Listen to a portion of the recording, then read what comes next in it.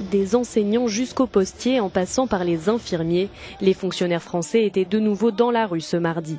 D'après le ministère de l'Intérieur, ils étaient 139 000 sur l'ensemble du pays et environ 15 000 à Paris, où les leaders syndicaux ont défilé une fois n'est pas coutume derrière la même banderole.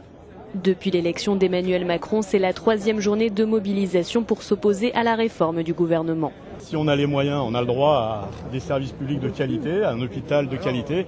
Si on n'a pas les moyens, c'est la rue, c'est la débrouille.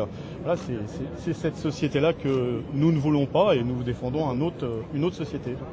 Dans les quelques 130 manifestations à travers la France, les mesures en faveur des rémunérations sont l'un des enjeux principaux pour les syndicats, à quelques jours du rendez-vous annuel salarial. Les agents de la santé publique sont en bonne place dans les cortèges et dénoncent notamment un manque d'effectifs. Nous n'avons jamais eu à voir, nous, dans nos locaux syndicaux, des gens en pleurs qui nous demandent de partir au plus vite.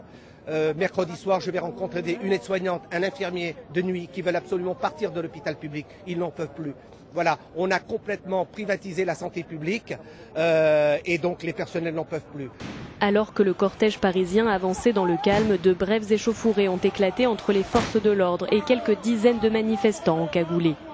Selon la préfecture de police, 24 personnes ont été interpellées en marge de la manifestation et une centaine d'autres ont également été arrêtées et évacuées après avoir occupé un lycée du 12e arrondissement.